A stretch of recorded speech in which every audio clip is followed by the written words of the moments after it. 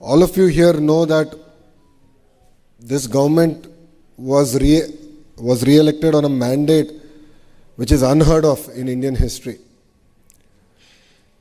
NDA achieved a 94% strike rate, that is winning 164 seats out of 175 seats. The mandate was very clear: create jobs. In fact, we are probably the very first political establishment that made a promise that we will create 20 lakh jobs in 5 years. So this requires greater collaboration across ministries, ministers, to work together of creating a vibrant ecosystem. As a state, we believe that one state, one capital, but development should be decentralized. And as the IT and electronics minister, I truly believe the importance of clusterization. Now let us talk about clusterization. If you look at Anantapur as a district, we believe that that should be our mobility valley. Anything related with automotive, manufacturing should happen in that ecosystem. North Anantapur to Kurnool district should focus on renewable energy. Then the Kadapa and Chittoor district should focus predominantly on electronics manufacturing as a hub. And Nellore, which is already very diversified in manufacturing, should double down on certain sectors like air conditioning and some specialized manufacturing. Prakasam district, which the Honorable Minister here represents, we spoke about how can we make it the hub for CBG in India. All of you are aware, in the same room we had a Quantum Valley conference. So Guntur Krishna does not only has a capital, but is also going to be the Quantum Valley hub for the world. And when you look at East-West Godavari, we are looking at Aqua continuing to be our thrust area. Then if you look at North Andhra, we want to build one of the world's largest chemical park, Pharma Park. It will be our data city. We are going to build our entire IT ecosystem there. Our entire medical devices manufacturing is going to happen in North Andhra. Now, why am I sharing this vision with you? As the HRD minister, skills is under me, skill development is under me. There is a need to look at a vertical and horizontal integration of the businesses that we want to attract, the industries that we want to attract. Now, I'll give you an example of it. Now, let's take your mobile phone that all of us cannot live without. The kind of components that go into a mobile phone. It could be the camera module, camera lens, battery, all the small diodes, transistors that go into a mobile phone. It could be the housing, the screen. The entire ecosystem needs to be built in a cluster. The cluster should not be more than 100 kilometers in terms of radius. So vertically, as a state, we believe that we should attract investments across each of these specific areas. So we are now chasing the top 20 companies in each of these areas. So let's take a mobile phone, camera module. I'm looking at who are the top 20 companies, how do I bring them to Andhra Pradesh? Battery, who are the top 20 companies? Your entire touch screen, who are the top 20 companies in the world? And how can we bring them to Andhra Pradesh? So that is the vertical. Horizontal also comes under me. The horizontal integration is the skill development. The horizontal integration is innovation. The horizontal integration is rapid prototyping. That is where we are building the Ratan Tata Innovation Hub. So these clusters, what we are building, require both vertical and a horizontal integration. Only then will clusters thrive in our great nation. Trying to do random projects, battery in one part of the state or one part of the country, camera in the other part of the country is not going to work. And we have taken the same approach in renewable energy. Under the leadership of the Honorable Minister, we restarted the entire renewable energy initiative. Today, companies have started to line up to say that we want to come back, we want to be an integrated power producer. And we recently broke coconut for Renew project in Anantapur district. And there I requested Sinhaji saying that make Andhra Pradesh your second home. Then I got to know that he is looking at putting up a facility to manufacture the solar panels. And via one WhatsApp message, we convinced him and he's putting up the entire factory now in our state of Andhra Pradesh. So across sectors, your government is looking at how can we do a vertical and horizontal integration. This is going to be very, very important to create a thriving ecosystem. This is going to be very critical in the government delivering on its promise of creating 20 lakh jobs. This is where we believe the importance of integrating the private sector and then the end potential job seeker. We need to come together. As a government, on September 1st, we are launching a portal called Naipunyam. Naipunyam would be a middleware, if I may. So on one side, we have companies who are well represented here. On the other side, we have youngsters who are looking for jobs. And we want to now integrate them on this portal. And we are also going to bring, a Skill Development Corporation, CDAP and various institutions that look at skill upgradation to come in and look at what kind of interventions we need to do to upgrade the skills. So as Ritvika just shared, it is very, very important that we all come together. It's not going to be a simple Lokesh's job or Andhra Pradesh government job. Together we need to do this. Together we need to fuel the global requirement of, talented youth. I was talking to my counterpart from the Middle East, various other countries in the Middle East. And they gave me a clear indication that we are ready. Here also we are looking at renewable energy in a very big way. But we don't have trained manpower. We don't have skilled manpower. We don't have technicians.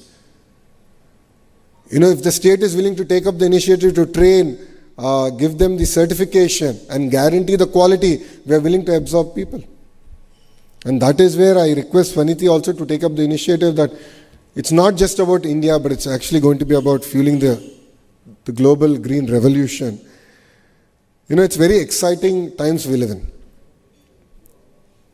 If you look at all the newspapers now, we are all talking about AI. We're talking about green hydrogen. We're talking about various other sectors. So that's the exciting bit. Now let's talk about the scary side of things. We are all talking about losing jobs.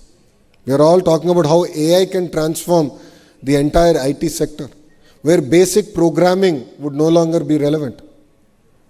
See, if you go back in history and once look at it, every industrial revolution ended up creating more jobs than it has replaced. But it has created jobs in countries or in states where they were ready to embrace that revolution. So wherever people have resisted change, they lost jobs. As simple as that. So what is important for India and especially for Andhra Pradesh is we have to embrace change. As Education Minister, it is my responsibility to revamp the entire curriculum, which I have already done.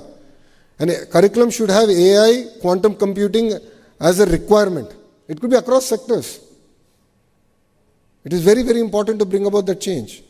And this is where again I am going to lean into the private sector to tell me and guide me, saying that this is the kind of change we also have to bring in terms of curriculum, so that the youth of Andhra are ready to reap the benefit of the next wave of industrial revolution, if I may, or next wave of AI and quantum computing. As Ritvika just said, it's important to have a task force. Absolutely, I agree with Ritvika, no second thoughts about it. We can make it an official task force. So the volunteers in the room can raise their hands and we can make it an official task force where you can advise, guide the department, the minister, the ministry on how do we sort of disintermediate the entire ecosystem and look at creating, job-ready youth. That's where our friends from Suzlon took up my challenge, and I asked them to to adopt 5 ITIs and do skill upgradation there. And they've started with 2 already, where they got in the equipment, they got in the entire ecosystem, and in government ITIs, they are now training youngsters to look at the opportunities available in the green sector.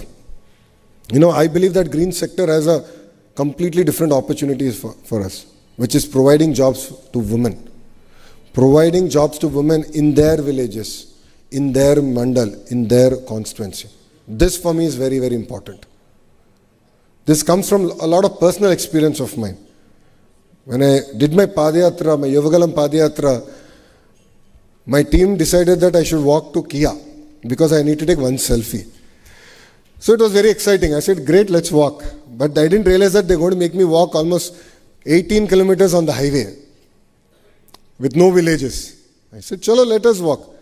But what was fascinating was when I walked on the highway, at every exit, I met women who were working in ancillary companies of Kia. One lady walked up to me and she said, I want to walk with you. I said, come, let's talk and walk. And I asked her, where are you working now?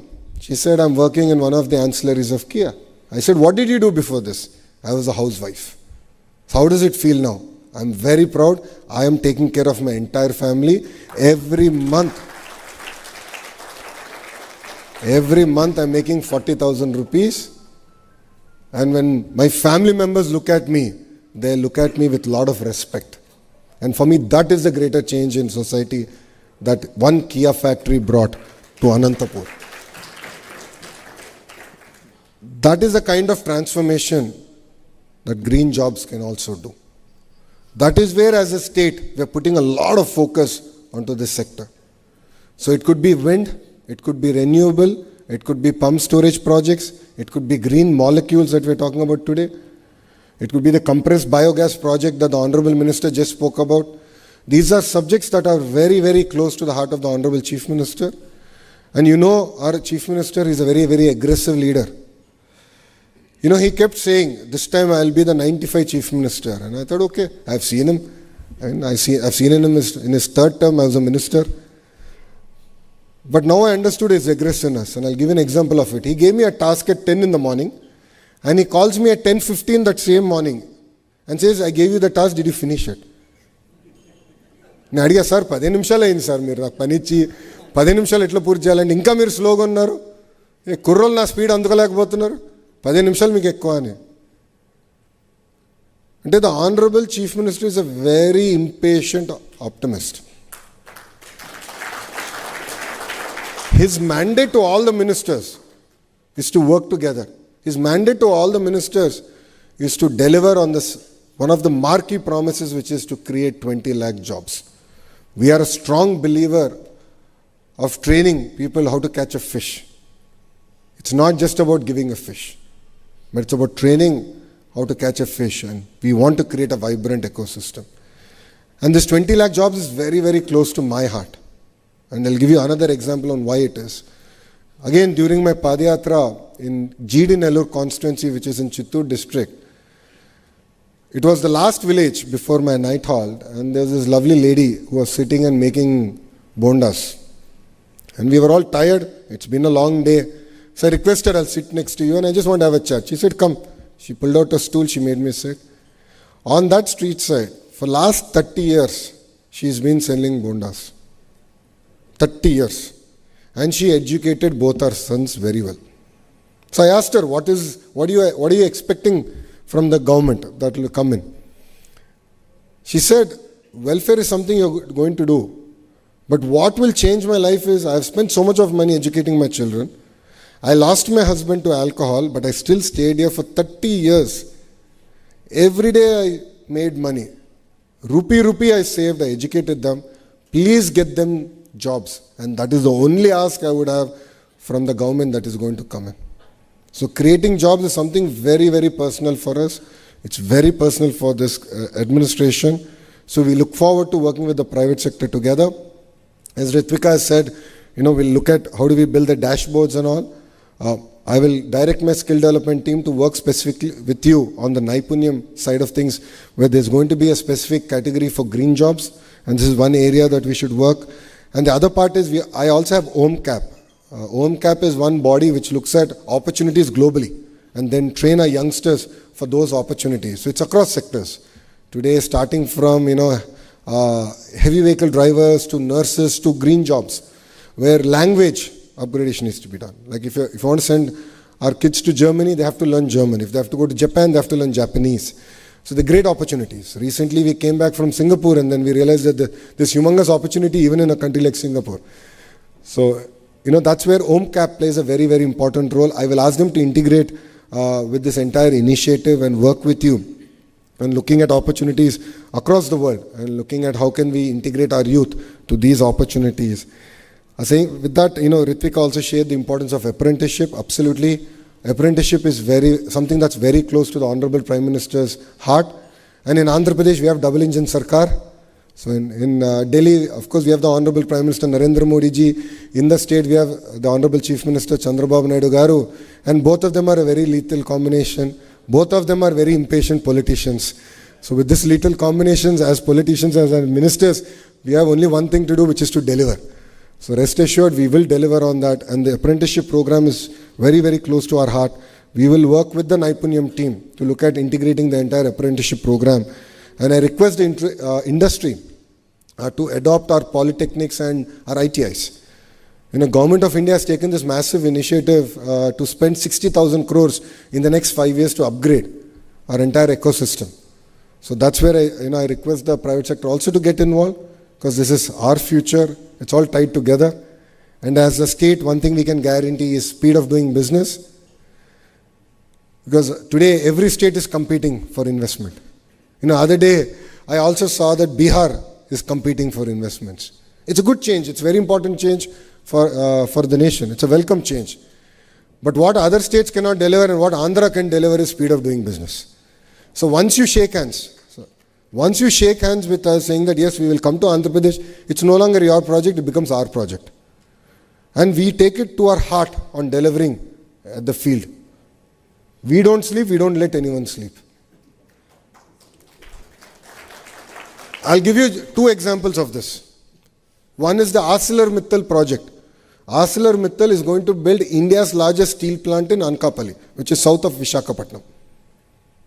That project was closed on a Zoom call, where Aditya and I spoke. He had 3 specific asks, and I said, give me time till morning. I had the call at about 6:37 in the evening. I said, give me time till morning, because I'll get to meet the CM. Once I meet CM, sir, I'll get clarity on the 3 asks, and once that's clear, I'll confirm to you. And I replied saying, done, all 3 accepted, let's start the work. We have not signed MOU. We have not signed an MOU with ArcelorMittal. But come October, we are laying the foundation stone and we're taking that project forward. That project required a slurry pipeline from NMDC. And NMDC was taking time. The Honorable Chief Minister took it personally to the Honorable Prime Minister thrice to get it cleared by NMDC. 1 slurry pipeline. Same thing, we're doing it with one of the largest hyperscalers in the world, name will come out soon. In the month of September, October, we're going to lay a foundation stone in Visakhapatnam. It's going to be a 1 gigawatt data center. It's going to be they are massive investments outside the US. For them, they needed some clarity on taxation, on place of establishment. We took it up personally. So I used to coordinate with Ashwini Vaishnavji. The Honorable Chief Minister coordinated with Nirmala Sitharaman Madam. And then we got the project going. So this is at the speed at which we are willing to work with the industry. So we want the industry to take an active part in this great initiative. And end of the day success is going to be measured only on one thing, which is the number of jobs we're going to create. And 20 lakh jobs is the only non-negotiable number that we are willing to take forward. So I look forward to working with the industry in creating the task force. Under it, we'll focus on the district cell. We'll focus on which are the districts based on the cluster model that I've said. So CBG in Prakasam district, wind, solar coming to, of course, North, Anantapur and Kurnool. So that's one area that we'll work with you on. And we'll create district cells across the various districts.